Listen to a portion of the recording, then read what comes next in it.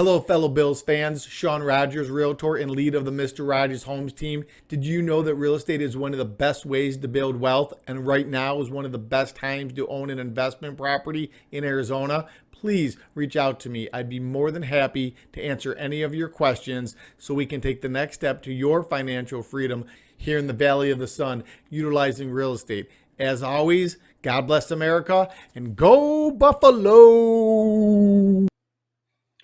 Welcome to Tailgate Talk. This is Friday night. My name is Mike, a partner in crime, Tommy. What's going on, Tommy? What is up, Mikey? How you feeling, brother? I am ready for some football. I know I texted you a little bit last weekend through the first half, and I was hot. It was slow. It was slow. I was hot. I didn't understand what was going on. But I've had the week to think about it. I've listened to a lot of different takes across the content world, both from a Bills side and from a Fen side, and I think I'm okay. We played about as bad as we possibly could, and we still won by 2 touchdowns. Yeah, and they played about as good as they have all season. I mean, if you're going to be real, their defense was on point. That was the defense I think the Dolphins wanted to see all season. And they happened to bring it against us. And we still won by, 2 scores. So it's all good. But I will say, I don't know, let me rewind. It's not all good, but I'm glad we got the W. A little concerning, but it's okay. We got the W in AFC East, and I'm cool with that, man. Yep. So we'll take a look. We have Nathan S. in the chat. We have Scott Blakely in the chat. How you guys doing tonight? You guys were in here talking early, talking about Tommy's predictions, his massive predictions he gets every week. Nathan's like, they're not scoring a touchdown. That's awesome. Evan Anderson's in the house. How you doing, Evan? Thanks for joining us. If you guys could do us a favor and hit that thumbs up, hit that like button, it helps the channel. But let's kind of before we run into the recap of last week, there was some news today. Odell Beckham is about to get released. There is like 10 teams they're predicting he's going to go to, and Bills are one of them. I don't see why they would think the Bills. I'm not saying I wouldn't take him. If he's leaving the Browns because he doesn't get the ball, what makes him think he's going to get the ball in the Buffalo offense? Last week, Manny Sands had 0 catches. Right. There's going to be games like that. You have to be a team guy, and I don't know if Odell is that type of person. Yeah, so far, that hasn't been the case. But it is Cleveland. It is Baker Mayfield. Who knows, what went on there. They did have, when he got there initially, there was a different GM, I believe, and a different coach, right? Mm-hmm. So it's been changed already, who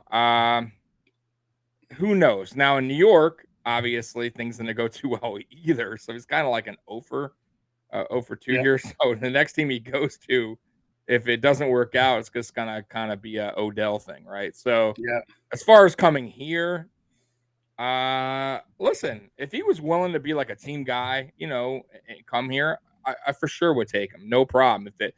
If it was there, why not? It would just help us. But I don't know if he's willing to do that. He may not be that kind of player. You know what I mean? Mm-hmm. So, and we have to, like you said, we have to be the ones. There's a big line, I'm sure, of people. If we don't pick them, then we may want them all we want, but that don't mean like some other team ahead of us is gonna pass on them. And then we're and there are teams ahead of us. Kansas City's ahead of us. The Patriots are ahead of us. I know Evan Anderson comes in and says Detroit be dumb not to claim him. However, they won't be able to trade him in the offseason because part of his deal to be released is they've voided the last 2 years.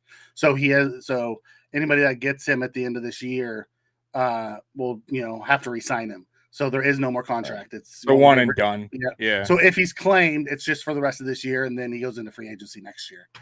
So I don't know if it would make sense for the Patriots. I think the Patriots. I could absolutely see the Patriots, be that. Who was that? Spin comes in and says we're 25th in line, but you also have to pick up that $8 million, and not a lot of people got that kind of cash just sitting on the side. It ain't happening. I'm gonna tell you. So we ain't getting it's fine, and it's news, so I don't want to ignore it. It's out there. The odds maker have us, I think, like the 5th best odds, and I personally don't see it, but yeah. That's it. I think I was more disappointed that we didn't do any kind of trade. Yeah, I was too. Especially with the way the injury report looks this week, and we'll get into that. And I know you haven't looked at it. Just know a couple of our O linemen are on there. I was surprised we didn't go after like Will Hernandez or one of those type of guys, but I also heard Jeremiah Searles talk to the Shout podcast a while back ago, and they said if you're bringing in guys, you're basically telling your locker room you don't believe in the guys that you have, and that's just not a McDermott and Bean thing. Yeah, I don't necessarily agree with that, though. I'll be real with you. But if a player is telling you that, if a former player is telling you that's how the locker room takes it. Yeah, one former player. That doesn't mean all players think that way. Yeah, but how many others feel that way? And is it really worth taking the gamble of bringing in Will Hernandez for the last 10 games of this season if you have a chance to throw a monkey wrench into the culture that you built? If you really need help in that position, it's about winning. It's not about feelings. I'm just saying, like, in my view, but back on the trade thing, I'll be real with you.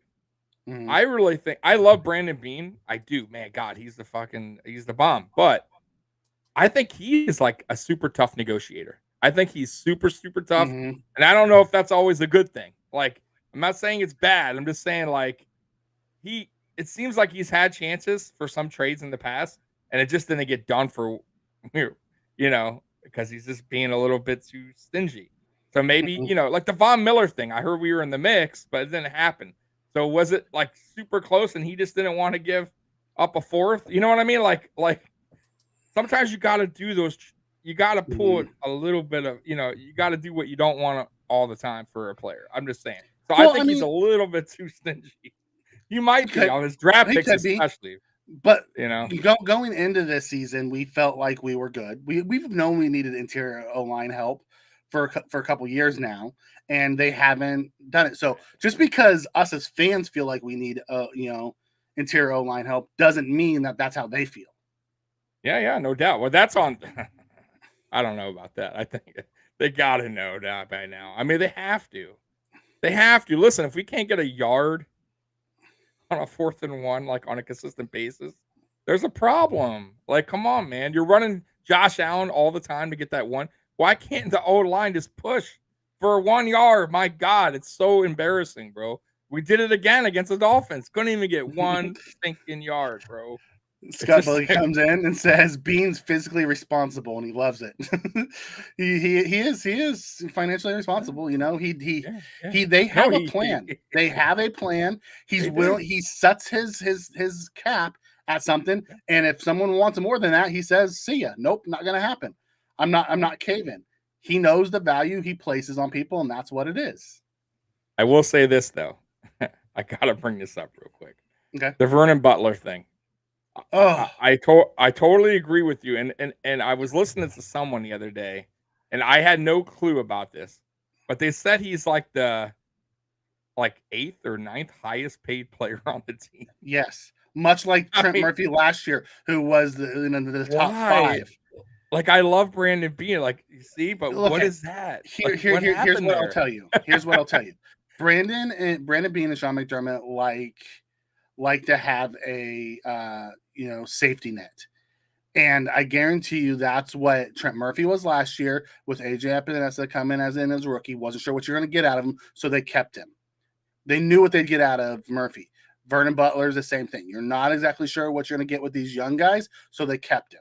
It's just the way he operates. I don't agree with it, but you know what? He's so bad. That's not my job. I get it, man. But he is so bad, bro.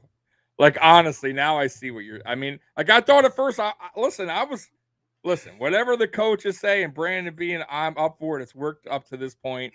Like, honestly, in the process, I trust, right? But, bro, every time Butler's on the field, it seems like it's not a good thing. Like, he's holding, he's hitting someone late, it's a penalty. I mean, missed tackle. It's not good, man. Like, I don't know. That's a bad one. Ben comes in and asks, "Did Butler ever restructure his contract?"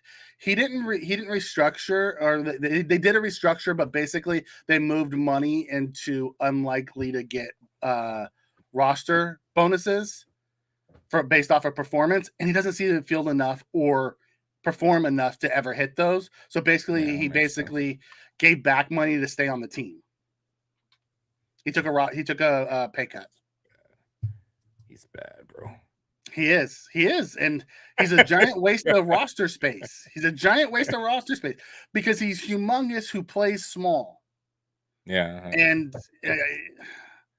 it frustrates me, like certain players on this team that are on the roster. I just don't get it. I don't. That surprises me as well, Pierre. I haven't looked at the updated cap numbers, but to hear that the Bills have more cap room than the Jets, that surprises me.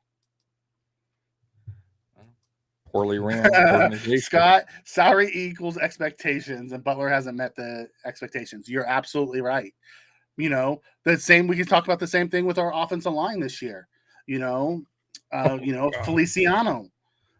got starter money, and he has not been great. He hasn't been as bad as I think some of the fan base thinks he has. If you go back and watch some of the film, and I watch a lot of Cover One, and when they do the breakdowns and they talk about it, they show where it is. Morris gets crapped on a bunch, but he gets crapped on for trying to help out the guards. Like, the guards make him look bad. Yeah. So yeah, that's true. I mean, I don't think he's had a terrible season. I think he played better last year, and he wasn't even 100%. I think Darrell Williams is like another guy who got paid, and it's like he took a step backwards. He was borderline All-Pro last year, and he's average this year. Yeah, it's not after you get paid. So I mean, but fans hate that, right? But let's also be perfectly honest. Is he better right tackle than Cody Ford was right tackle right now today? Yeah, I mean, anyone's better than then Cody you know Ford, what? Pay him the money and block for Josh. Golly, I got it. I know. And Spencer Brown, I know Feliciano had an okay game. I don't think he had a great game. He had an okay game. I agree. Against Miami, he wasn't the problem. Our O-line, they blitzed a lot, and there was a lot of communication errors in that Miami game that caused us to get off the field early, through the first half. We just couldn't get anything going. I didn't understand some of the play calls. I wasn't understanding what their scheme was and what the game plan was. And I don't want to put it all on Dable because execution plays a part of it. And Josh came out and said after the game, we didn't execute in the first half. They came out very sluggish, but I just the second and long runs are killing me. The 3rd and 9 quarterback draw. Come on. Take the quarterback draw out of the freaking game plan. I am done seeing Josh run in the back of those interior O linemen who can't create a hole for him. Okay, so you said Dable's. I mean, I hate to go back to the Dable thing because you know how I feel about Dable. I know he's going through a lot, but you said it wasn't so much, maybe not so much Dable, whatever. But let's be real. I'm screaming in the first half, and you know this because I'm talking to you. I'm texting you. Mm-hmm. Get Beasley involved. Why is he not getting involved? What is going on? What happens the second half? Why did we get the spark? Because Beasley got involved, which he probably was there. Who knows? He just wasn't getting played. Who knows? I have no idea what happened. But clearly, Dable said, you know what? We got to get this guy involved. Josh, but why wasn't he telling him that in the second quarter, let's say? Let's say the first quarter is what it is. Came out rusty. I get that. Right? Came out, you've been on bye week, 2 weeks. You haven't played in a Josh missed that wide open pass to Diggs. Who knows how long, how many yards that gets, right? That's on Allen. No problem. Yeah. I understand. That's not Dable, right? Allen needs to complete that. But I also said to myself, bro, he hasn't played in 2 weeks. I get it. But after that, it's okay, second quarter, we're still fucking 3 point. What's going on here? Mm-hmm. and nothing changed. It was like the whole first quarter ran over all over. And by the way, the offensive line gets bullied every time I see them. They get pushed back. I think I saw more swatted balls in this game than any game that we played all year so far. Like that Allen. Allen's 6'5", should not be getting his ball hit. But these guys are so close. Yeah, bat it down. Mm-hmm. These defenders are so in his face. That's why I'm saying roll him out, bro. If the O-line's that bad or he's getting pushed up the middle, get him out of the pocket, bro. Get him the fuck out of the pocket. Get him out of the pocket. I like what Spin comes in. He says, if you watch Fina's breakdown on Buffalo Rumblings, it's not all on the O-line for the poor run game. Receivers and tight ends. And I'll tell you, Tommy Sweeney had a bad blocking game. He was getting blown up badly. Like I thought that was like part of the strong point of his game. But he was a better receiver than he was a blocker. He was getting his ass kicked over and over and over last week. And I'll tell you, I did watch some of the recap, and those run plays, it was always just one guy, and it wasn't the same guy. It was a different guy every time, but they would get beat so bad it would blow up the play. We can't get everybody to block. But also, it goes back to Moss and Singletary too, because they showed a play in one of the reviews where the lane was there. He turned it up, and they just don't have the burst to get through the hole before someone touches them. Yeah, and Moss for some reason loves running into our linemen. Yeah, well, he runs to where the hole's supposed to be. He doesn't look to see where it's not. He runs where he's. If the play is supposed to go through the B gap, that's where he runs. It's through the B gap. How many times are you gonna hit your own guy, man? Like, golly, it's just so frustrating, bro. How you doing, Fluffy? Thanks for joining us. Fluffy potato. Yep. So, just kind of going through. We don't want to spend much time on it. We swept the Dolphins. My favorite part is when Wilkins tried to gator roll Josh's leg, and then the next play, Josh scores the touchdown and waves bye-bye to him. Oh, that's great. That's that beautiful. I love petty Josh. when he becomes so petty, like – I listened to Greg Cosell today on One Bills Live, and he said this may have been Josh's best game as a pro, not from a stats wise, but when things went bad in the first half, he didn't try to play hero ball. He stayed within himself and he played his game. And that's where you see. Well, there was the one play. Yeah, when he pitched it on the option that he couldn't. Oh, which one? No. On the offsides that wasn't called. Oh, and I don't recall that hero. Like he was yelling at the ref as he got tackled. I know, but it's like, dude, you're like the play's going on, bro. Throw it away or something. Like it seemed like he almost like thought the play was. I don't know what was going on there. I'm like, dude, you gotta do something. He was yelling at the ref as he was running by them. He was so mad. God. He was, dude. He was so bad. I gotta say this. Mad. I will say this though. The first half, I've never seen Josh Allen so frustrated and mad in a game. And that was either, of course, he's not going to say what he was mad about, but that was either he was mad at himself, mad at the O-line, or just mad at the play call. Everybody. Something. Everybody. Yeah, everybody. Right, because he was pissed, dude. On the sidelines. Dude, I've never seen him like that. I've never seen him yell. Never, dude. He was pissed. Never seen him yell at the guys. He went up and down the sidelines yelling at everybody.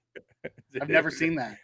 Yeah, and then the second half, he was angry. He was just fucking trucking people. Like, I'm gonna have to win this by myself.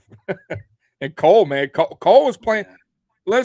Listen. For everybody that was on that bashing Cole, trade Cole, how you like him now? Like, dude puts his body on the line, bro. He was getting fucking walloped, bro.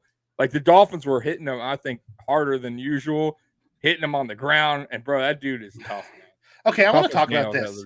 Scott comes in and says, "Is either of you a bit nervous about New England?" I'm gonna say not at this point, because let's look at before the win against the Chargers, they had beaten the Jets twice and the Jags. This was their first. They call it real win against the team.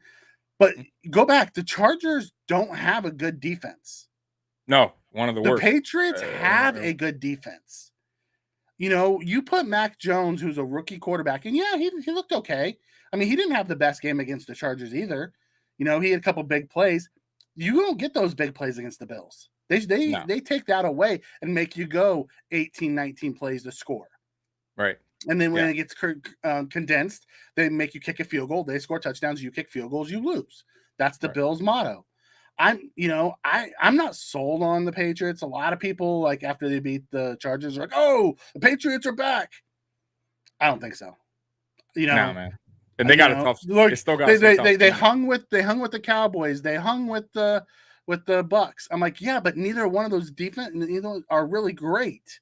Like, the Cowboys have a lot of turnovers, but they give up a ton of yards and a ton of points. The Bills have the number one scoring offense and the number one scoring defense. I am not afraid of the Patriots at this point. Yeah, no. So neither am I.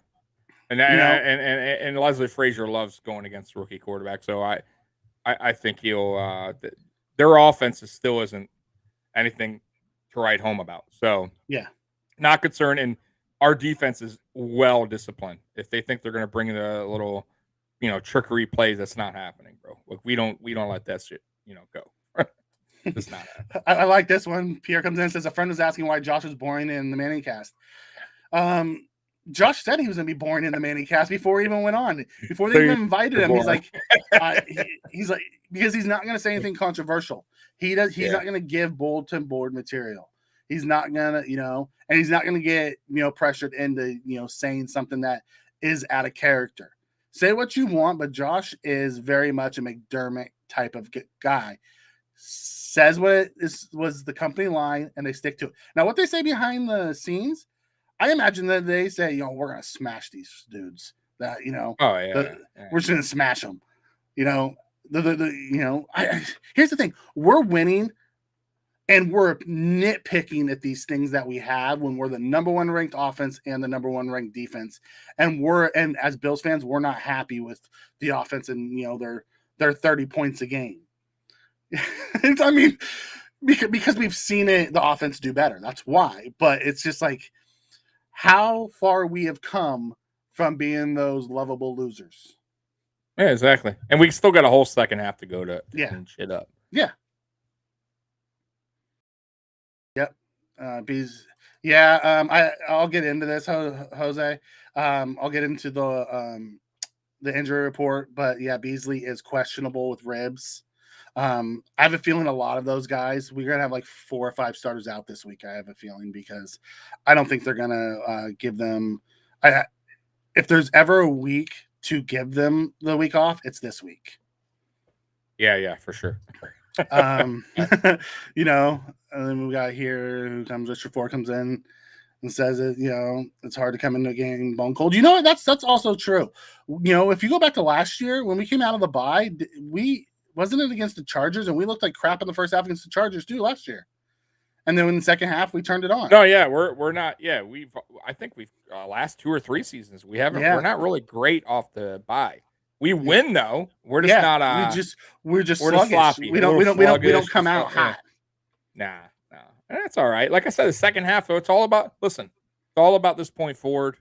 We handled our business. I thought that, like I told you in the beginning, I thought the Dolphins brung their best game that they have since pretty much week 1. Let's be honest. And they still couldn't beat us, right? Like, they scored 11 points. Like that's it, bro. So we're good, and we have a very favorable schedule. Very favorable. So this is the time, all these games that we should be winning, to correct shit. Correct shit during these games, man. Let's fix shit. Spin, I agree. Our society in today's world, you can't say anything or everyone wants you to be canceled. This cancel culture, man, we've become soft as a world. Yeah. Now, I mean, don't get me wrong. There's things that you just don't do. I when I grew up, I got my butt whooped if I did something wrong. I was afraid of my parents. Nowadays, you're not allowed to touch your kids. So, and they're like, I'll call CPS. Granted, I told my daughter early on, if you call CPS, call an ambulance, because if I'm going to jail, you're going to the hospital. No. You know, but at the same time, you know, it's just one of those things. Is you know, it's the way it's trending, and everyone wants to go back 10, 15 years of what you did as a kid and pull it out and say, "See, you're a racist," or you have, you know, you said this, or like the whole Josh thing when he was going through the draft, he was tweeting song lyrics. No, like if I had it back in those days, I don't even want to think about what I would have said as a dumb teenager. Oh, dude. But it doesn't matter. Like, to me, it's like they have all these things for people to talk, Twitter, Instagram, right? So they want you to express yourself, but yet they don't. It's weird because go ahead, say what you want, but wait a minute, you shouldn't say that. So it's just like, it's tough. It's really tough. Yeah. So, you know, you gotta, bro, you very rarely see Josh Allen on Twitter. Yeah, bro, and when he just retweets stuff that the Bills PR sends out, or plain. I bet he has like a hidden, like a different account. We don't even know. A burner account somewhere. Yeah. Matthew Montgomery comes in and says, "Last year we had third quarter problems, you know, and we never talk about the slow third quarters this year. We're making adjustments. Yeah, we did. That was a big thing. This year, we've come out a little bit slow out the gate, and then we make the adjustments. Yeah, the opposite. I cannot wait for us to just like have a game like the Colts had last night, where they just came out first 7 possessions, scored touchdowns. Granted, it was against maybe that's what we're going to do against the Jets. Who knows? But you know, like I'm ready for it all to click, and I don't want it to click now. I want it to click as we're going into the playoffs. Yeah. Keep working at it little by little. Get hot as we're going in. We don't need to be super hot in the middle of the season. We need to get super hot, you know, at the end of the year. Yeah. So I want that AFC crown, though, going into the playoffs. I want that home field. I really want that home field. I want that one seed. I mean, keep stacking wins. Yeah. They don't have to be pretty. Stack the wins. At the end of the day, that's what matters. Yep. 100%, man. So last week, you know, our defense was dominant. You know, like it's been, Mikey, except for the one game. Yeah, I told you they're going to have a hiccup here and there, but that was you're right. You're right. You know, I just, you know, when we're talking about that one game, we're talking about they couldn't stop anything. That's fine. You know what? Through the years, you're going to have those. You're going to have hiccups throughout the year. Offense too. That's when the defense steps up. Right, and it's a 14, you know, to 6 game or something. We win it. I'll take it. You know, win's a win. But like we went on that debate for weeks. That's all I was saying. I felt like the defense has been solid all year, bro. Like I'm not gonna, you know, shit on them for one bad game. You know? Nathan S., we'll get to the Jacksonville game. We're just putting the final recaps on the Dolphins game, since we won't talk about them anymore after tonight. They're done for the year. We'll see them next year, and they can enjoy watching Philly use their high first round pick on somebody else because they traded that pick away. God, I can't believe they're so bad. I honestly, that's great. Like, I didn't think they would be great or anything, but I thought they were a 9-10 win team again. My God, have they I mean, they went in the wrong direction. I mean, their coach, like their plan nuked any chance they had. Like that locker room seems like it doesn't trust what Flores is doing at all. No, not anymore. I mean, I don't think they trust. I was telling somebody the other day, I think D, I told him he was kind of like, he's not a player's coach. If you remember when he came in, a lot of people were like, I don't like the, you know, I want out. Like, they didn't like him. And he's like, all right, you don't like my plan, get out of here. And that's fine. I get that. Not everybody's going to be like the coach, but it seems like the noise is happening again. And that's not good. Like, you know what I mean? Like, if you're not playing for your coach, yikes, you know, like how many players are not playing for him right now? Yeah, no, that's what it is. That's not good. Jack Me comes in and says, if we have trouble scoring against the Jags, kiss the Super Bowl goodbye. I feel that's very much an overreaction. I appreciate you being here, Jack Me. I appreciate you always being in the comments and giving us your opinion. I think it's a bit of an overreaction. What happens in week 9 isn't going to be the same as what happens come week 19, 20, 21 in the playoffs. Yeah.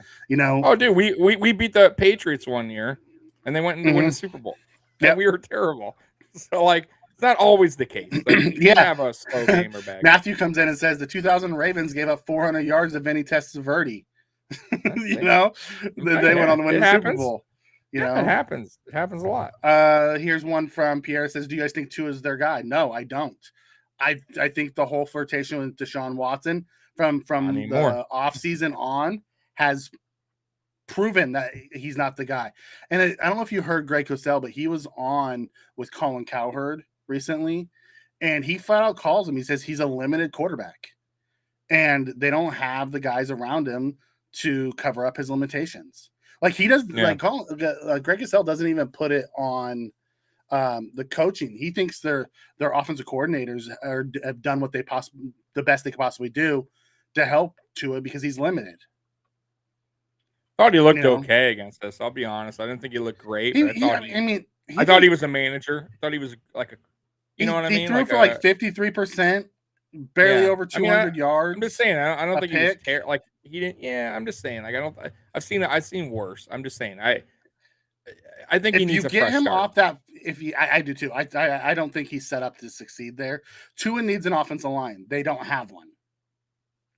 He just needs a whole system. He needs a whole different philosophy. He needs a whole different coach. He needs to get into a system. He needs to get into, you know what he does? He needs to get into more of like the Patriot system where it's quick passing. Yeah. Catch the ball, get it out, catch it, like that type of system to where he doesn't have to worry about it. The reads are there and he just gets it out quickly. 100%. The offense that they're running in Miami, you need a quarterback much in the mold of Josh and Deshaun and those types that can make plays off platform. Yeah. In order to do that is the only way anybody in that system is going to succeed because the offensive line is crap. Like if that system even is there next season. If you put Tua into the Buffalo system, he would look like crap because Josh makes guys miss and manipulates the pocket and stuff in order to make plays. Yeah. No, I know. Well, he's still young though. Josh is in his. It's also the reason why we got rid of Matt Barkley and went and got Trubisky. Yeah, because we needed a guy who can make plays off a platform as the backup. 100%. So, oh wow, I missed a lot of them. Sorry, guys. Let's see. It says, might be 14-3. We can't lose many more games if we won one seed. Yeah, no, I agree. We can't. If we want the one seed, we can't lose many more games. We got to go. We got to get on a run. My guess is we can't lose more than 4. I think if we go 13-4, we'll get the one seed. I don't think we lose again. The only loss I can maybe see happening is the Tampa game. Other than that, the schedule is very favorable. And I give us a trip up game where we may just have a bad game somewhere. I don't think so. And we may not. We may not. Yeah, we got to look at the schedule. We're at home a lot. 3 of the 4 games we're at home at the end. I mean, like we're cruising down that stretch, bro. The only way we'll lose a bullshit game is maybe the last game of the season when we're resting all our starters. And even then, it depends if the AFC is on the line or not. You know what I mean? Yeah. And Matthew, I haven't watched enough Tua tape to know what kind of comp. He's a Dolphin. I don't care about him. To be perfectly honest, I don't know. Last week I said he was kind of in the mold of a Trent Edwards and who else did I say? JP, where the guy's just, he's in a bad system. He's been failed by the organization from top down. His coaches don't put him in positions to succeed. His GM and Stephen Ross, they don't have the culture built right there. It's just a bad setup there in Miami. And we know all about it. We had it for many, many years. And McDermott came in and Bean came in and changed it all. So I'm happy. Yep. All right, going through. So yeah, we do need to stay healthy. Shivas Gold comes in and says, we definitely need to stay healthy. So we went through that. Our pass rushers, we're getting there. We're just not getting the sacks.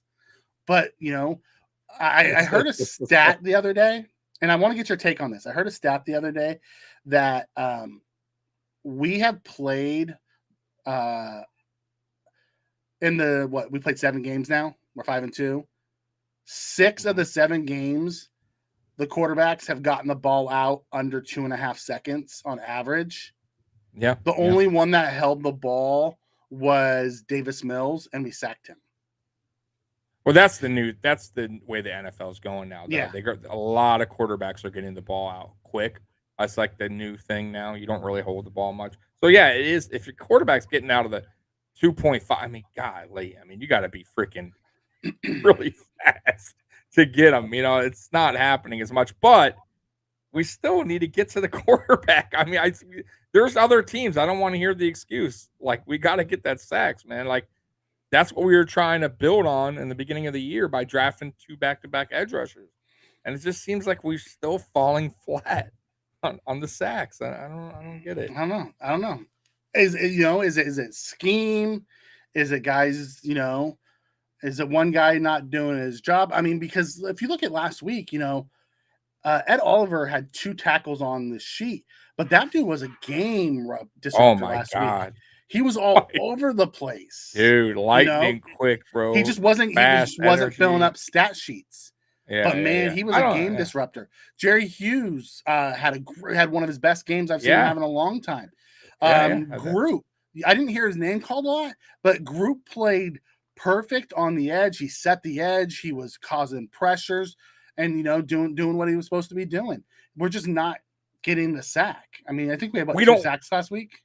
We don't do a lot of linebacker blitzes either, though. So that takes out a little bit too. We don't. That's not our kind of. We don't blitz a lot. We don't blitz a lot. We're just sending 4, and we're having our secondary has played phenomenal lately. I'm telling you, they played phenomenal. Levi Wallace has stepped up, man. He had a rough start a little bit, and he just picked it up, bro. Like Parker played great for the first half, and we shut him down the second half, bro. I thought. And I want to address this. This one in here from Jack Me. It says, worst case scenario, we lose against the Jags. Then it says, then what's what I think our chances is? It's a week 9 loss. I don't think it makes a difference one way or the other. I don't think what happens in week 9, win or lose, is going to affect the long-term outcome. We lose to the Jags. You're going to hear me fucking cuss. And that's fine. We can be mad, but I don't think that's going to be a long-term thing. Because here's the thing. The Jets have 2 wins this year. They have beaten the Bengals and the Titans. Good teams lose to bad teams.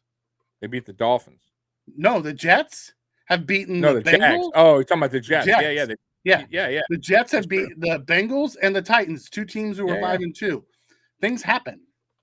What happens in week 9 isn't going to play a big outcome. I mean, just stack. Ain't losing the Jags, Mikey. Yeah. It's not happening. Listen, I was responding to the chat question.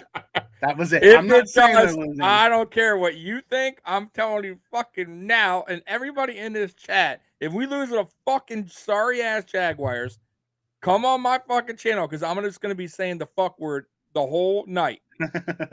Okay? I'm going to be fucking pissed. Yeah. So, no, that's not happening.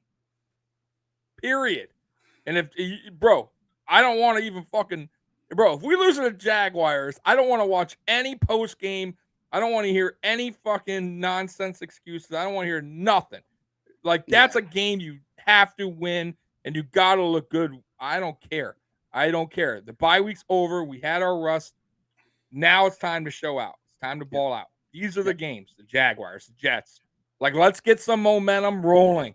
Then you got the stupid Patriots coming. Fine. Let's fucking steamroll them. That's how it is, momentum. Let's start getting the wheels going, and then fucking wins. Playoffs. That's it, baby, man. That's all. Yeah. I don't want to hear losing. I don't want to hear I love Shiva comes in and says, we're the number 1 D and we're complaining. Not complaining. We're nitpicking. Shit, I love the defense. We're the number 1 offense and the number 1 defense, and we're just nitpicking. Love it.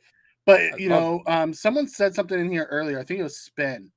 Spin came in, and I love this comment. Let me see if I can get it up on the screen for you. Right here. Comes in and says, all the other teams have similar problems with their O-lines, and that's why they're getting the ball out quickly.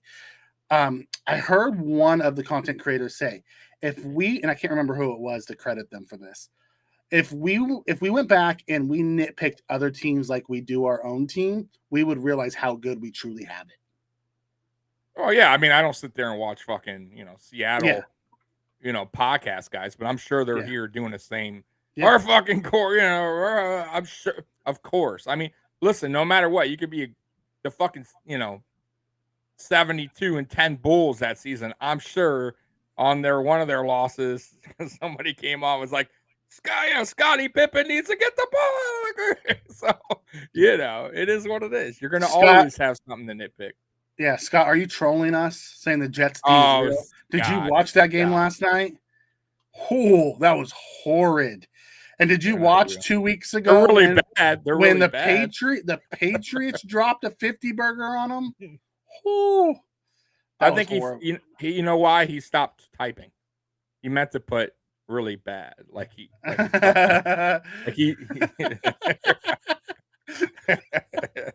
Yep. So let's go through. We talked about the offense's slow start. Special teams was the last thing I wanted to cover on the recap. Bass money. Yeah. And Hawk just realized for whatever, I've heard so many people say I want Bojo back. No, if Bojo comes back, Bass will never be money again. The reason why Bass is money is because Hawk holds the ball the way he wants it. Dude can't punt worth a lick. God, he's terrible. And I wish we could find someone who could hold and punt, but we got what we got. And, I'll take Bass being money over, hey, by the way, I don't know if you noticed, but, man, dude, they got to do this more often. Tyler Bass on a kickoff kicked the ball super high. Remember, I was saying that when who did that against us? They got the ball back. Who was that? The fucking guy that kicked the ball. Remember? Yeah. Kicked the ball really high. Who was it? What team was it was wasn't it? Washington. Washington, yeah. Okay. But against the Dolphins, we did that. That was shit. That was done purposely. He kicked the ball super duper high. Bro, I love that play. I think they should do that. I would do that almost every game, bro. At least one time. Because, bro, that's tricky, bro. The defender has to stand. Mm-hmm. Imagine that ball's at the 10, 15. You got to either call fair catch at that point and get the ball at the 15, or you got to take your chance and fucking field it and get popped.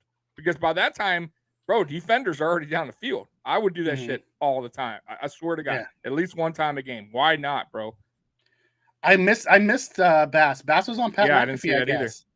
And he was talking about it. I need to go back and find that because I'd love to listen to Bass talk. Was he wearing his one thing? No, I can't imagine. That's a game thing for him, isn't it? But if there's anybody who's going to give him love, it's McAfee because he loves his kickers. He loves his kickers. We look at it. Bass won offensive special teams player of the month. Special teams player of the month or something like that. Uh-huh. He won it. I think he was perfect this month. He had 13 extra points, 10 field goals. So dude's good, bro. That's one of Brandon Bean's picks too. Yeah, best kicker in the draft that year with the huge leg, man. Perfect for Buffalo.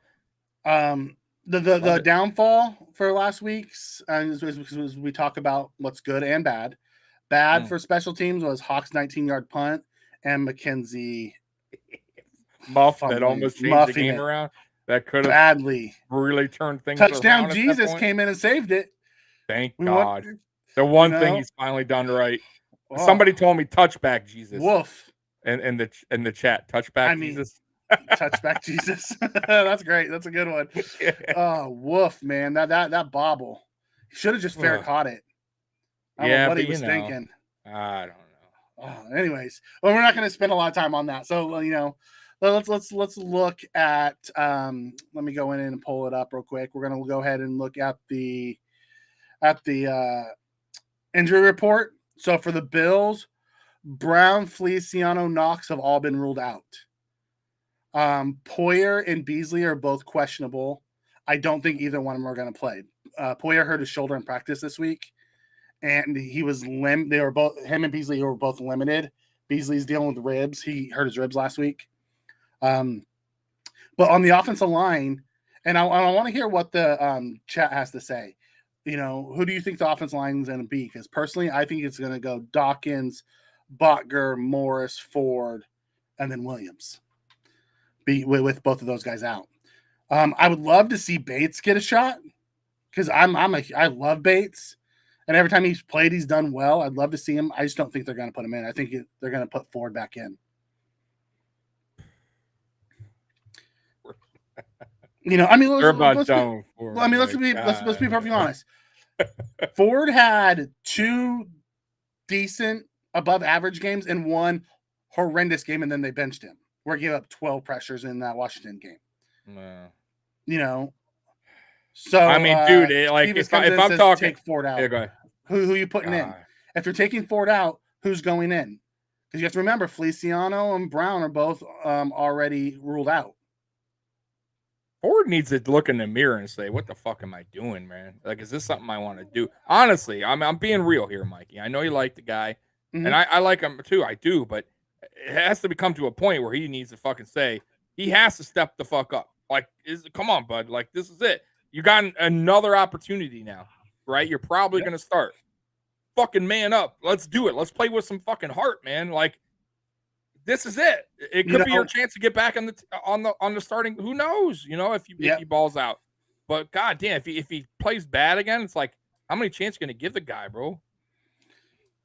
I mean, I was listening. I was actually on and listening to the Shout podcast earlier when they were talking about this, and I put in there and they said, "Have we seen anybody get benched and then come back and take a starting job?" I'm like, "Well, yeah. Teron Johnson last year was playing like trash at the beginning of the year, got benched. Cam Lewis got hurt. He came back in and he took the benching real bad.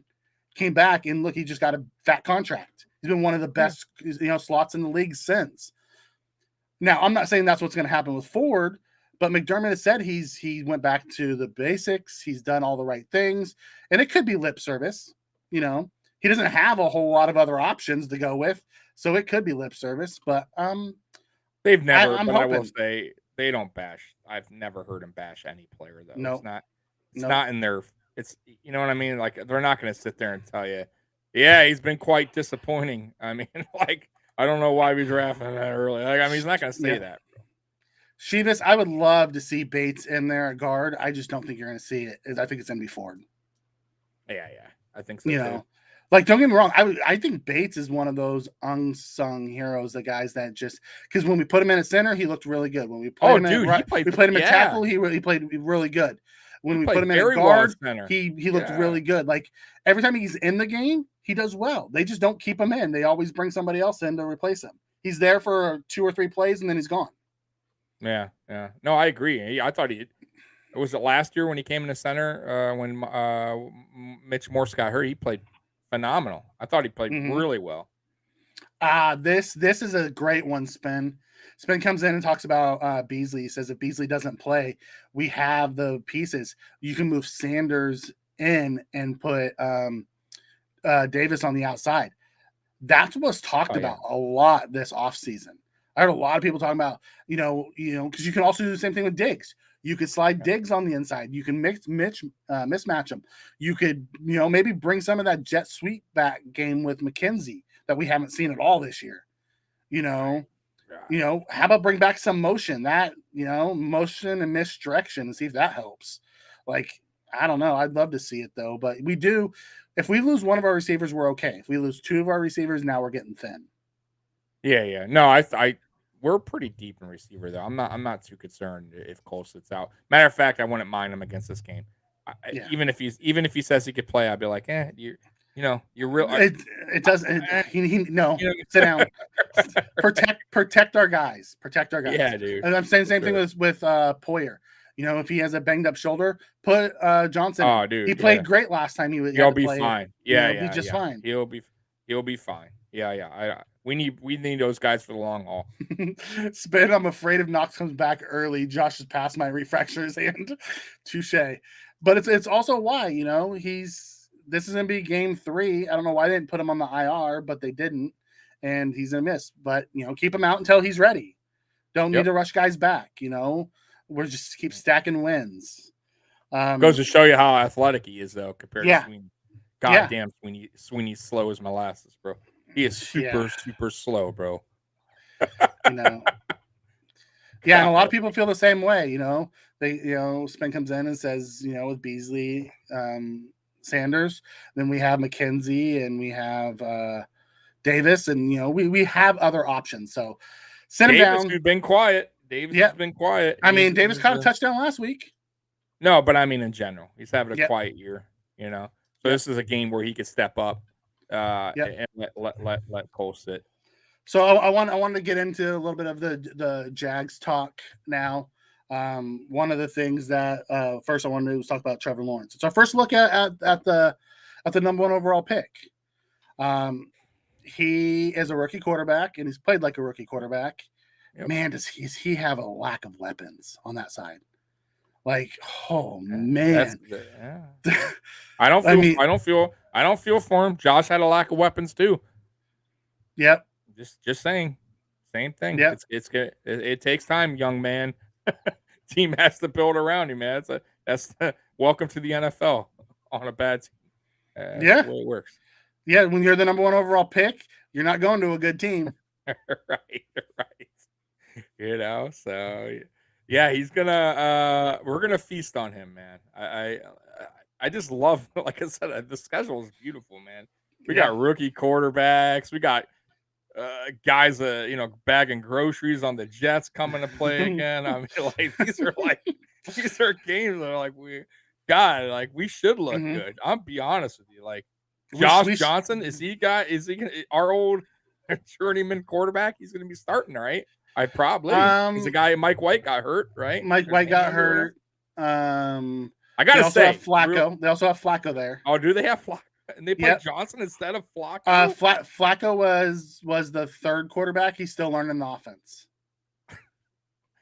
God, so what a they traded for him 2 weeks ago. I will say this though, White. But there's Wilson's back next week. White did not look terrible. I gotta say, he didn't. Bro, he was giving his receivers chances. Mm-hmm. The ball was getting out.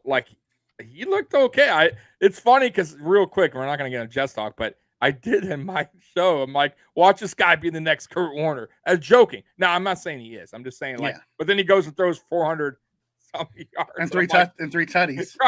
Right. I'm like, whoa. And then I'm watching him Monday, and I'm like, bro, this guy's doesn't look terrible, right? And then he gets hurt, and I'm like, well, we'll see. But he doesn't look bad at all. And it was 7-7 when he hurt his hand. Yeah, and then real quick, it became 28-7. Yeah, bro, that pass he did, it was just a little a look to the right, threw the defender off. Bro, perfectly placed football. I gotta give him credit. I'm not gonna shit on other I'm just saying, I give credit where credit is due. I thought he looked sharp. Now of course that's against their defense. Our defense is. I don't think we would allow that, but still, look. I got to give him credit. He looked the part. Half of them start Canton. Yeah, he did. In Canton, they have his jersey, his game ball. I heard on the broadcast last night. He was telling someone that he needs to get to Canton to get pictures so his kids realize that he played in the NFL. Right, quickly. Golly. Oh God, yeah. I like this one that comes in here now. Spen says, Trey White's having an all-pro season. Trey White's looked wonderful this year. Always looks wonderful. I love Trey White. Yep. And really, it's not just Trey White because I truly believe Hyde and Poyer are having their best years yet too. The best duo in the NFL, safety duo. Yeah, but this may be their best years that they've had. Yeah, but they're still fucking awesome, man. Nobody gives them love. They got to be the best. Poyer showed up on the mid-season All-Pro list. I don't know what publication it was. He deserves it. God damn it. He deserved it last season. Bullshit. Yep. But my favorite part, did you listen to the Poyer and Hyde mic'd up video? Yeah. That was good. Man, Stephon Diggs, that guy impresses me a little bit more every week. He was hyped up with the defense. That guy is a leader. Yeah, he's a team guy, bro. Yeah, that's it. When we I don't know what the fuck was going on in Minnesota, but we love him here. Thank you.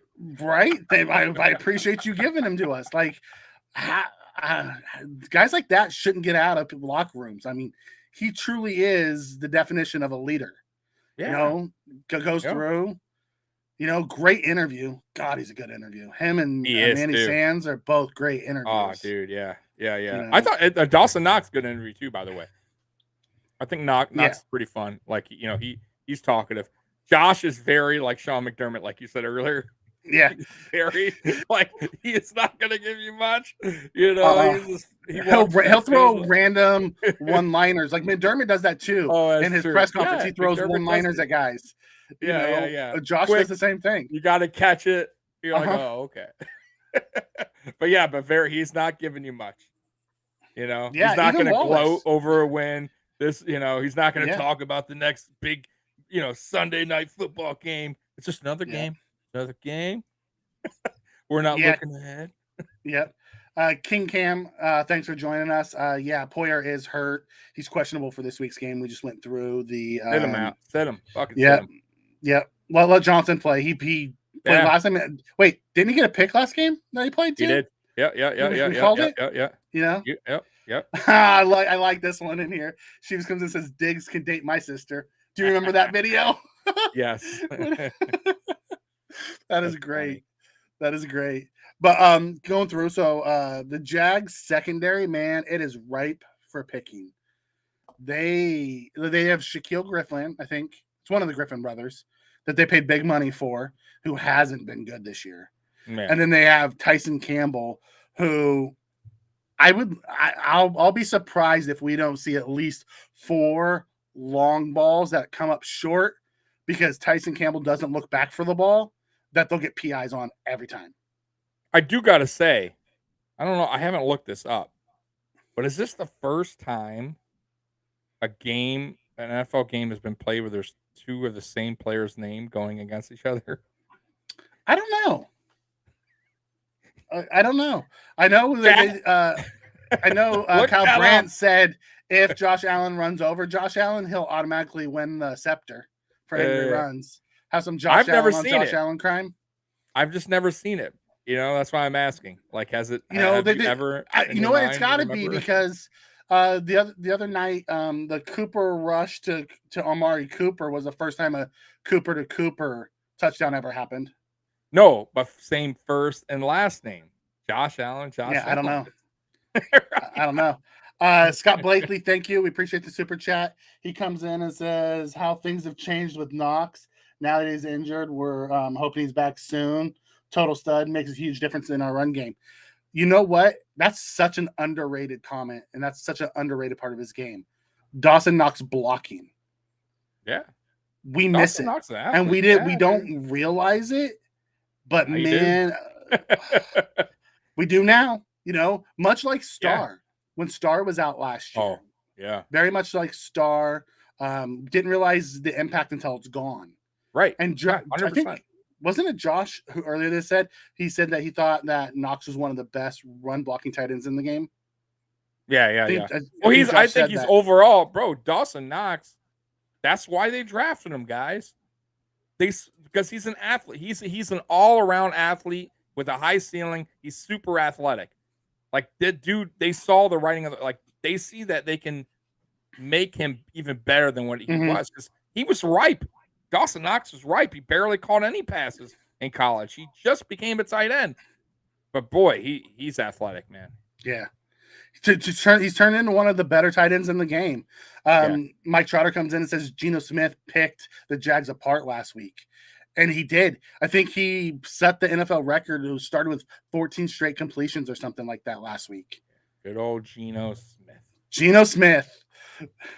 Yep. That's the way it is. Knox will have like 2 catches, 80 yards, and 2 touchdowns. That's the way he is this year. That secondary though for the Jags is hurt. It's beat up. It's right for us to get back on track. What I didn't talk about, what I meant to talk about was our predictions for last week. Our X factors. You had good old Sanders. You're not allowed to pick him anymore because when you pick him, he gets nothing. Yikes. It was my only one. And Epinesa, you picked him too, and he got a big fat nothing. So you're not allowed to pick those guys anymore. He hasn't got a big fat nothing in weeks, by the way. Yes. It's been weeks. Oh, for no. AJ. Epinesa actually had a few pressures this last game. It just wasn't been quite right there. since he hasn't been right since week 2, bro. Or he's not getting the opportunities. He's not playing enough snaps. I truly believe it has to do with the snap count. You know, Addison played like 50-something% of the snaps the last couple weeks. Like, wow, I don't get why. Something's going on. But and then I had Diggs and Milano. Diggs caught the touchdown, but let's be honest, Beasley was the real X factor. Bees was the guy. Bees was the spark. Yeah, Bees was the guy. And I will take the Milano love for the X factor too, because he laid the wood on the running back. Gaskins. He laid the wood on that guy. Milano's been balling, man. He's been playing. We didn't score as many points as we thought, but we also didn't give up as many points as either one of us thought. So, you know, we'll both take the L on that one. So I want to make sure we touched on that, because every week we look at it, and we'll do the same thing again this week as we get into the X factors. But so we're moving off that. We went through the Bills injury concerns. What do you got that you're looking for this week? I'm looking for an ass. We need to fucking do an ass kicking. I don't like I thought we were gonna do last week. Like, this is a game. Come on, man. Like, they average 400. Their defense 400 yards a game. Like, we should be able to put up more than that, right? Like, we are powerful offense. There's no excuse. I tell you what, I do want to see the offensive line get their shit together in this game. I do want to see a little bit more running. Like, we're in Jacksonville. Like, good environment. Like, let's start to mix it up a little bit. And let's not have Josh get beat up in the back by the Jaguars. Come on. If that happens, I'm going to be so pissed. So, yeah, I just want to see that. And just let's just put the pedal to the metal, get the job done, and get the hell out of there. That's all. And go to New York, which is basically back home, and continue this ass whooping, that we're on here. Yeah.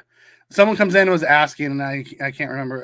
Bill's 1970 comes in and says, "What's this sister dating thing?" And when they were in Minnesota, they did a behind the scenes, kind of like the Bills do, and they had people asking, you know, who would you let? Diggs was asking everyone, who would you let date your sister, or someone else was, and everyone said Diggs wasn't allowed to date their sister. Everybody on the team thought, you know, who wouldn't be able to date the sister, and it was Diggs. So that's where that comes from. Just a little shot at him, you know. I gotta love it. All right. Scott Blakely's asking for it. Let's do some predictions, and then we'll get to the chat and see what everyone else wants to talk about. What's your prediction, Tommy, for this week? Scott's close. I'm gonna say 44-13. 44-13. Yes. We need an ass whooping. We need to tear it up. And I'm going to say 49 to 10. Wow. I like it. Okay. I'm saying 49 to 10. What else do you guys got in here? I got people coming in and throwing theirs in there. We got 35 to 7. We got 35 to 9 or 37 to 9. Yes, Mike Trotter, we're going to see a Trubisky fourth, and Trubisky's going to score 2 touchdowns. In the 49 to 10 blowout. I don't. Oh, Tony B. We're going to have a college 72. Score. 72-3. Yeah. King Cam comes in and says, no prediction for me this week. I just have a hot take. Singletary's having a career day. All right. I'll take it. I love Motor. He's going home. Going back down to Miami. He has big days when he goes home. Him and Groot. All right. So Bills 1970 comes in and says 38 to 10. I like it. Oh. Someone that says 53 to 1. What's the rule where you can get 1 point? I think there is a 1 point, right? For something. Is there? I think so. I read it. I swear I saw. I don't know. If that's there one is. I'm not aware of. Yeah, I could be wrong, but Dan comes in and says 40 to 13. Evan Anderson says 28 16. You know, I like it. I like where you guys' heads at. Okay, give me your X factors this week, Tommy. Offense and defense. offense, X factor. I'm gonna say because Cole's probably not gonna play. I'm gonna say Diggs. Diggs will have be the X factor. Diggs will be the X factor on offense. Yeah. Mm-hmm. Defense, and then defense.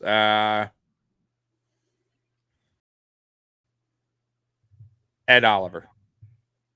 Oh, Big Ed. Yeah, I think he's gonna shine this game against that offensive line. Gonna get after that rookie. Nice. I like that. If Cole doesn't play, I think the X factor this week is going to be McKenzie. Okay. Which they haven't used. We haven't used him. It'll be fresh. And then for defense, see, I thought you were going to go touchdown Jesus. You know? No, I don't think he doesn't play receiver. He's out there to block and recover fumbles. I think I saw him on a play or two though against the Dolphins. He was out there a few plays. I'm pretty sure he just didn't get an opportunity. Oh, I like this one. Deion Dawkins TD this game. X factor. I like that. Someone said a safety's 1 point. Safety's 2, isn't it? Isn't safety 2 points? No, a safety's 2, but I could swear there was something with a point. Like I have to look, but there is. I'm pretty sure. It's like some weird rule. Aaron Clark comes in and says 36 to 20. I like it. So for my defense, I have so many guys. Dirty is due. And maybe they won't call it back either. And he'll actually break one. This is right here. There's at least the extra point's a 1 point play, but there is a way to do it. And he said, let's say someone put it in there. I can't find it. It says the only time a 1 point play safety can occur when the offense is on an extra point. Oh, they're kicking an extra point. I think there's a way to get it off if it's like blocked or tackled and fumbled and returned or something like that. You get the 1 point. Maybe. Okay. Bill's 1970 comes in and says Singletary gets 100 yards. There's a lot of Singletary love tonight. For someone who's been getting less and less carries, there's a lot of Singletary love tonight. He's still averaging good, but he's averaging better than honestly. Moss, I think he's been our best running back. Like actual running back. Moss has done better in the pass game, but I'll agree with that. Singletary's been our best actual runner of the ball. Yeah, I still hate that, by the way, with the 5 receiver set with the running back in. That makes zero sense to me. Fucking Dable, stop that. Trubisky comes in the third, runs one and throws one, and Bills win 42-3. I like it. So my defensive X factor, I think I'm going to go with Hyde. Oh, okay, nice. I like that. I think Hyde's going to have a big game. Did you guys see O.J. Simpson at the game? I don't care. O.J. I don't care. What do you mean? Yeah, when they give it to him, Mike Trotter comes in and says Moss does get the tough yards in the red zone when they give it to him. But, I don't get like some of the play calling, but it is what it is. Some of that's on Josh too. And I've been a big supporter and defender of Josh in the play calls, but you know what? He talks about it a ton now. He has a say in the offense and so you know what? Maybe I'm gonna start putting some of this crap on him. Check out of some of these crappy calls. Yeah, I never see it. He once in a while, but man, audible if you don't like that shit. Change the fucking play. Get to the line quicker and change it if you don't like what you see. But I agree, man. Bro, I gotta say this too real quick because I know we're getting out of time. I got to say, some of the running plays last week were so obvious that it was going to be a running play. Like, that's the other thing that frustrates me. Like, it's like teams know it. Like, it's so, you can see where the formation is set for a running play. Mm-hmm. It's like, goddamn, dude, like, the sky's a little better. Like, teams know we're going to run it. Okay, here we go. And it's like, boom, they fucking blast the play. It's just like, it's so man, predictable. Dude, predictable. It's yeah, bro. So predictable. Like, it's some so of frustrating. the calls, it's, I don't understand why we don't come out, throw the ball short, get Josh in a rhythm, and then throw to run, not run to throw. Dude, yeah. Dude, it's frustrating. Like, you know what? Like, McDermott talks about all the time how he wants to be two-dimensional. But at some point, your head's going to break before the wall breaks. I'm done with the two-dimensional. I'm going to be honest with you, Mikey. I don't know who I talked to about the other day, maybe my show. I'm done with that. Like, I get it. Listen, I'm not saying totally avoid the run. Like, I'm not saying that at all. But, listen, we got to face facts. We're not a running team. The offensive line is not built to run block. I want to see more aggressive on the passing. I hate to say it, but that's what we did best last year. That's what we're going to do best this year. I'm not, like I said, don't squash the running totally, but I think we gotta play to our strength. We gotta go pass heavy. Stop trying to set the pass up with the run. Set the run up with the pass. Throw the ball. Get them to get out, because right now they're just stacking the box because they know we're going to try to run the ball to start. Right. Exactly my point. You don't have to fucking play for what you think is the right. Like, hey, we have to be two-dimensional. Like, no, dude, just fucking do what we do best and let the offense get in a rhythm, and then run the ball like you said when they're not expecting it, because we've been passing 8 straight times or something. I'm just saying, like, the running thing is not fucking working. Like, it happened in the second half last week when we started abandoning the first runs and we started opening it up and throwing the ball, those quick hitters, and then all of a sudden those runs we started getting 5, 6, 7, 8 yards because they started playing back and got out of the box. 100%, exactly. It was really big after Diggs beat X for the touchdown when they sent the cover 0 blitz at him. Yeah. And he beat him for the touchdown. All of a sudden, they stopped blitzing altogether. Why aren't we doing screens on those, by the way? On those I mean, like, we have not. We're bad at screens, huh? We don't do many. We don't run. They don't work for us. They don't work for us. They never worked in Buffalo. I don't know why. Also, I noticed in the first half, Josh had some of those quick hitters that he didn't go to. He was looking for that intermediate, and we just need to get it through his head. Take those quick hitters early in the game. They open up those big ones. And, that's all right. Get it going. We won. Stack wins. That's it. Josh still threw for 70%, had, 250 yards, 3 total touchdowns. I mean, it was fine. Yeah. It's all good. We played as bad as we have on offense, and they played as good as they had all year. And we still beat them by 2 touchdowns. So, yeah, exactly. At the end of the day, we can't play like that against good teams. But, sometimes I feel like the Bills play down to their competition. I don't know about that. I don't think so. I think they're well disciplined. I disagree with that. I think they just came off a bye. They've been bad off byes, rusty. Maybe that's what it is. And it could have been anybody. I think it would have been the same thing. I just think I don't think we played down to our competition. I think the Dolphins, they brung it. And by the way, I got to say this: it's an AFC East game. We play them twice a year. They're very familiar with us. It was the second game of the year too, which and they had guys back. Tougher. They had guys back on defense that weren't there the first game, making some plays right away. So. Mm-hmm. Scott comes in. What's with the second down and long runs? Yeah, I know. Oh God, bubble screens. We run a few bubble screens. They haven't worked all that well. No. Maybe it has a lot to do with the blocking. We got guys who don't block. the receivers aren't blocking, and that's why you see Diggs and Manny and Cole come off the field, and then that's where you see touchdown Jesus and some of those other guys blocking. And when those guys come on, you know what the Bills are going to do. They're going to run or throw a screen because we're not going to throw it to them. Yep. Oh, it's this one's so much. We kind of suck at going for two. What's up with that? It's just play calling and execution. 100%. Don't get me and Tommy started on our argument about the red zone. But we did go 3 for 4 last week. Yeah. See, I liked it. Hey, we that's did exactly go 3 for 4 last week.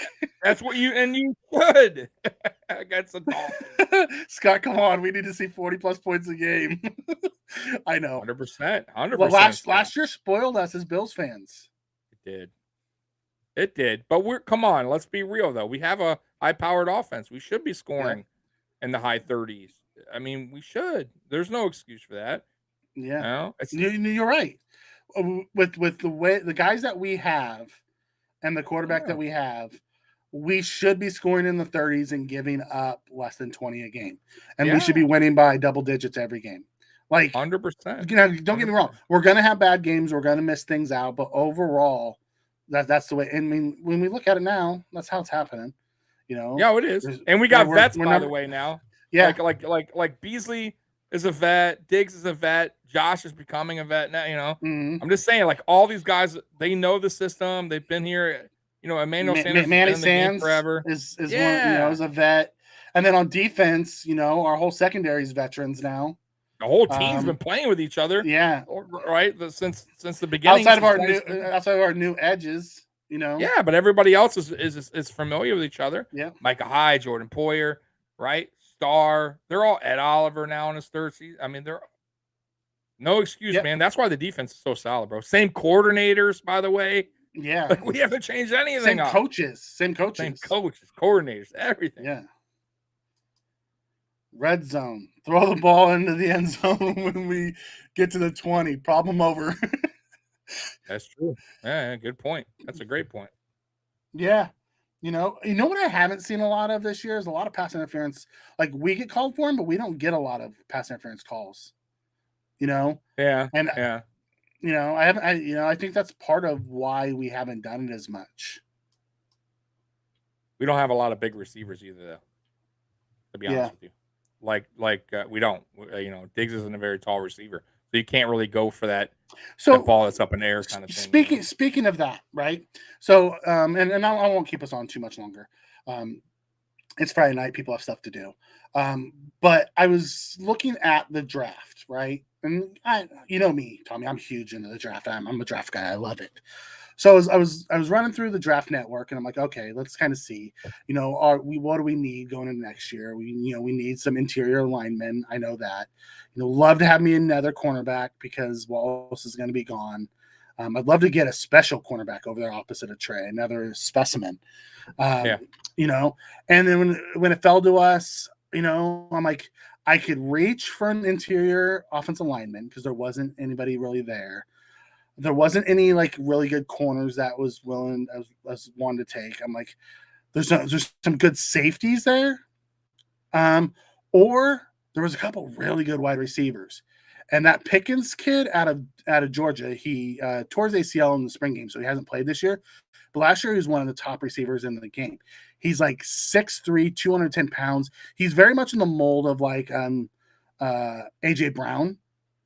Okay. He's fast and just muscular. I'm like, man, that's an element we don't have right now. Yeah, I'm like, no, that's true. Would that be would Bean do something like that? Knowing that Manny Sands might be gone, would he do that to keep his fastball? I don't know. It depends. It honestly depends. It depends how the season goes. Honestly, let's see how the season goes because there could be other needs, man, that is nothing to do with that. But I get what you're saying. But if it was me in the draft, I'm going cornerback or O-line with the first. And I'm just building up the O-line. It has to be fixed, bro. It has to after this season. You cannot continue with that. Scott, this comment. If he was playing Buffalo, he'd go for 2 every time. Yeah. I mean, hey, you don't get in there very often. You might as well, right? Go for it every time. I don't know. One last thing I had, I noticed over the last week, there's been a lot of Bobby Johnson discussion since we had ours on here. People are asking the question: Uh-oh. Is it Bobby Johnson, right, or is it the players? Or But I've heard it on two different content creators sites asking the questions. Oh, okay. One, did they ask Matt Perino on the Shout, and then Okay. I can't remember who the other one was I was watching at the time, but they brought it up. It might have been Joe Marino's pod that I listened to. Locked on Bills, but yeah, I'm like, it's catching on. It's catching on. Started right here. Don't forget. No, not like that. But Mikey said it. No, stealing it our makes content. me feel like I'm not crazy. Know what it does? It makes me feel like I'm not crazy. Mikey's flying to your Locked on Bills. We're coming for you. You're taking our content, man. No, that's not at all. It's a discussion that I've wanted to have. I thought about Mikey's furious. Mikey's turning red. No, I'm not mad at all. I love that conversation, because it's a conversation that no one was talking about, and I thought it needs to. Mike, it's the 5th dagger in my heart. It's one of those things. But all right, guys, what else you got going on this week, Tommy? Anything? Man, Buffalo Bills football on Sunday. If you guys haven't known already, that's about it. That's all I have going on. Saturday. Is the shakedown going on? The shakedown is tomorrow. Unfortunately, Captain D is moving, so I'll still have the Patriot guys on. And man, I cannot wait to play the Patriots and have those guys on, dude. I gotta ask, have you talked to Captain D since the beatdown? I have. Yeah, we're really good friends. I've known him for like 20 something. Yeah. How's he doing with it? Bro, he's an honest. You saw it. If anyone watched when D was on here, he's an honest, brutal guy. Go ahead, go with the super chat. Thanks, Scott. I really appreciate the super chat. We always appreciate you guys coming in here. It's always a fun time, getting into the chats, hearing what you guys have to say. You guys make this thing go. Like me and Tommy write a few things down, and then most of our conversations, things I pick up from you guys in the chat. So we appreciate you guys. Appreciate you guys too. But yeah, he was humble, bro. He was like, "Yep, I knew it. Yeah, we fucking suck." But he's been saying that. So, but yeah. Anyways, guys, AFC East Shakedown on my channel, the Mafia Sports Report, Saturdays at 7:35, and then I also do a Monday show at 6:35. I know it's weird. I do the 6:35, 7:35, but I'm different. No, like I like it a little bit earlier because it gives me something to do in the middle of the day on Saturdays. I'm going around doing stuff around my house. I turn your show on and I listen to it. So, it's always a good time. And then randomly I get in the chat and start messing with people. Yeah, you do. Yeah, and anybody's looking for me. You can find me in most of the content creators chats. I get in there and I randomly throw things out. Listen to what other people got, are talking about. I enjoy talking Bills. It's fun. I enjoy the Bills Mafia, and that's why we started doing this. It's a good time. But we also want to thank Mr. Rogers Holmes before we get out of here. Thank you, Mr. Rogers Holmes. We appreciate everything you do. What do you got? Will Urban Meyer be ripping and tearing this Sunday? You probably don't get the joke, but remember the guy that went. The old guy that looks like Urban Meyer, ripping and tearing. I'll post it on Twitter. All right, yeah, you post it. I'll take a look. Hey, if anyone knows the ripping and tearing guy, that's like he goes to like some Jamaica thing, and he gets in his speedos and dances. I do got one last thing because I saw it earlier in this chat. How many points do the Bills have to score for Urban Meyer to get fired on Monday? Oh, you mean for him to go out and get with a girl that night? No. To get canned. How bad does it have to be? Does it have to be the 53-1 or the 72-3? Right, to get him out to go drinking after a loss. Yeah. I would say 70. The guy that said it earlier, 71 to 3 or 72 yeah, to 3. 72. All right. All right. Thanks you all. Thanks, Tommy. Appreciate you. We'll be back next week. Enjoy the Bills game, and we'll talk to you guys soon.